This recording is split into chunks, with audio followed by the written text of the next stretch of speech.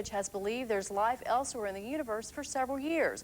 Ridge investigates UFO sightings and other phenomena. We caught up with him working on his latest project, studying the moon. Here is a very compelling case for the possibility of life on early Mars. When scientists announced earlier this week that they believe life could have existed on Mars, it didn't surprise Francis Ridge. I believe, and most of us believe that's been involved in this very long, that we're simply not alone. We don't have any idea what the intentions are, what they're up to, except that, you know, they're a higher advanced life form.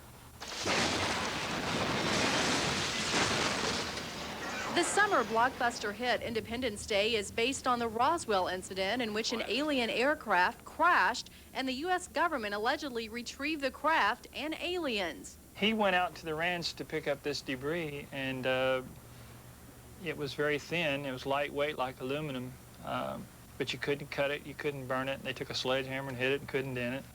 And we did not have anything like that, not only in 1947, but we don't have anything like that today. Time's up. In Independence Day, aliens try to take over the Earth by blowing up the Earth's major cities. Ridge doesn't see that happening here. I think that they probably have more respect for us than we do ourselves. So exactly what do aliens look like? The humanoid shape is probably a normal thing. The insect thing is they just look more like, almost like some of them look like praying mantises. They've been reported as like praying mantises. The footage shows a moving object, casting a shadow on our own moon's lunar surface.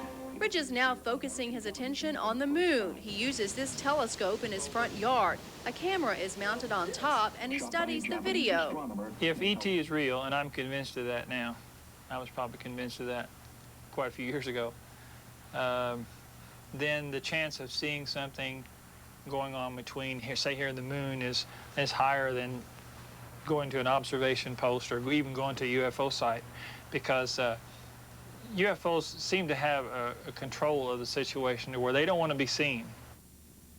Well, in case you didn't know this, Indiana ranks in the top 10 for UFO sightings in the nation.